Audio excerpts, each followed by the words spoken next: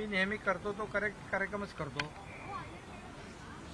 त्यामुळे आज मी कविता गावण, आपल्या उबाटाच्या जिल्हा संघटक, विवेक खामकर शहर प्रमुख, राधिका गुप्ते विधानसभा संघटक, किरण मुंडकर शहर संघटक आणि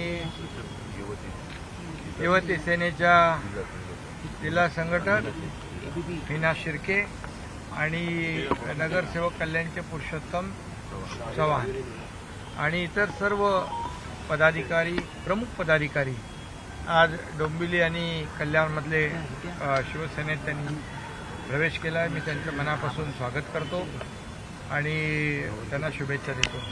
खरं म्हणजे बाळासाहेबांची शिवसेना आणि बाळासाहेबांच्या विचारांचं सरकार महाराष्ट्रात स्थापन झाल्यानंतर आपण पाहतोय की अनेक जिल्ह्यातले, अनेक तालुक्यातले पदाधिकारी, कार्यकर्ते, लोकप्रतिनिधी मोठ्या प्रमाणावर शिवसेनेमध्ये दाखल होत आहेत।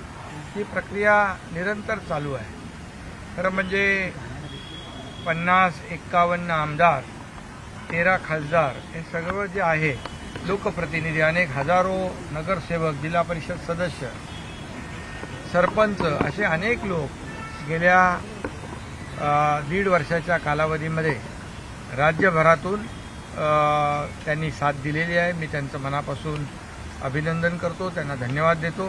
खरं म्हणजे हे सरकार सर्वसामान्यांचं आहे आणि एक सर्वसामान्यांचा मुख्यमंत्री, सर्वसामान्य मुख्यमंत्री म्हणून मी काम करतोय आणि म्हणून या राज्यामध्ये झालेली विकासाची कामं आणि सर्वसामान्य शेतकरी, कष्टकरी, कामगार, महिला भगिनी, युवा, ज्येष्ठ या सर्वांसाठीच आम्ही घेतलेले निर्णय, सुरू केलेल्या योजना ज्या आहेत, त्यामुळे लोक सरकारच्या बद्दल खूप प्रभावित आहेत।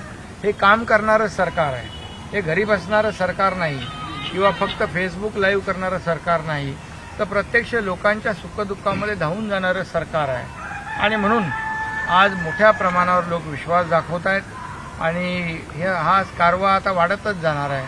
खरं म्हणजे आज आपण पाहतोय की निवडणुकांचा सर्व धूमधाम सुरू आहे आणि महायुतीला देखील लोक पसंत करत आहेत। या राज्यामध्ये, देशामध्ये मोदी साहेबांना पसंती देत आहेत आणि देशभरामध्ये एक विकासाचा अजेंडा घेऊन आम्ही निवडणूक लढवतोय। महाराष्ट्रात देखील विकासाचा अजेंडा घेऊन आम्ही पुढे जातोय। त्यामुळे विरोधकांच्या पायाखालची वाळू सरकली आहे, त्यांना काय बोलावं आणि काय आरोप करावे तेच सुचत नाही आणि म्हणून ते केलेली आमची कामं, झालेला विकास याच्याकडून लोकांचं लक्ष दुसरीकडे वेधण्यासाठी नवीन नवीन काहीतरी फंडे आणतायत, संविधान बदलणार, अमकं करणार, तमकं करणार, लोकशाही धोक्यात आहे। खरं म्हणजे महाविकास आघाडी जेव्हा इथे सरकारमध्ये होती तेव्हा मी सरकारमध्ये होतो, परंतु मी काही मुख्यमंत्री नव्हतो, प्रमुख नव्हतो, तर त्यावेळेस देखील लोकशाहीचा खून त्यांनी केला, लोकशाहीचा गळा त्यांनी घोटला। हनुमान चालीसा म्हणणाऱ्या नवनीत राणा आणि रवी राणाला 14 दिवस जेलमध्ये घातलं, हा गुन्हा। पत्रकारांना, तुमच्या अनेक लोकांना जेलमध्ये घातलं।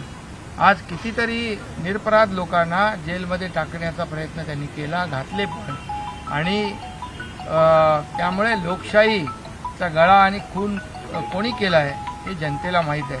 आज आमच्या सरकारमध्ये सर्वसामान्यांना न्याय देण्याचं आम्ही काम करतो, त्यामुळे सर्व लोक आमच्यासोबत का येत आहेत। यामुळे आज कल्याण लोकसभा मतदारसंघामध्ये देखील हे सर्व कल्याण लोकसभा मतदारसंघातले लोक आहेत। कल्याण लोकसभा मतदारसंघ दिवसागणित मजबूत होत चालला आहे। खासदार डॉक्टर श्रीकांत शिंदे यांनी केलेलं 10 वर्षातलं काम आणि विकासाचा अजेंडा हे सगळं बघून लोक महायुतीच्या सोबत आहेत आणि कल्याणमध्ये या सर्व पदाधिकाऱ्यांच्या आजच्या प्रवेशामुळे आणखी कल्याण लोकसभा अजून मजबूत झालेली आहे। त्यामुळे मला आणखी काही जास्त सांगण्याची आवश्यकता नाही। मला वाटतं डोंबिवलीत काय राहिले का विवेक? आता सर्व प्रमुख लोक या ठिकाणी आले, मी त्यांचं मनापासून स्वागत करतो, त्यांना शुभेच्छा देतो। ज्या पद्धतीनं कल्याण लोकसभेमध्ये सर्व प्रचार सुरू आहे, पहिल्या दिवसापासून आणि वेगवेगळे प्रवेश होत आहेत, जसं आपण म्हटलं की करून राहिलेत का, तर अशी आपल्याला असं वाटतं का की टॉप 5 मध्ये खासदार श्रीकांत शिंदे हे येतील म्हणून? हा बिलकुल, कारण त्यांनी केलेलं जे काही काम आहे ते काम या ठिकाणी लोकांसमोर आहे आणि त्यामुळे मी अद्याप अजून त्यांच्या मतदारसंघात एकदाही नाही गेलो.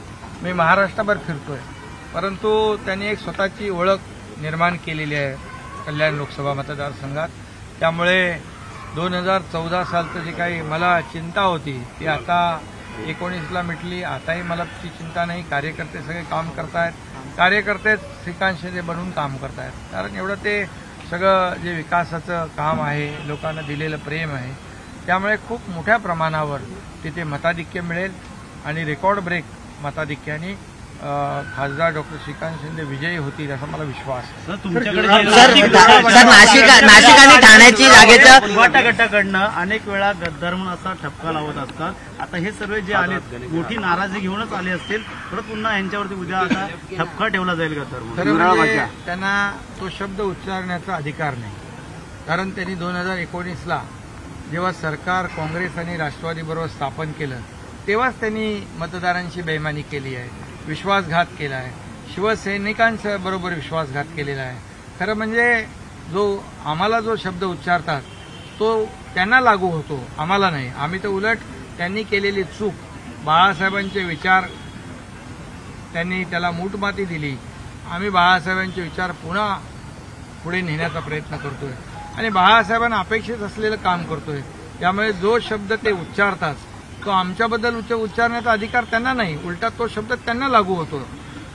मी तो शब्द उच्चारून माझं तोंड खराब करू इच्छित नाही, पण खरे विश्वासघातकी बेईमान कोण आहेत हे जनतेने ओळखलेलं आहे. त्यामुळे या निवडणुकीमध्ये त्यांची जागा जनता त्यांना दाखवेल. सर यामध्ये जागा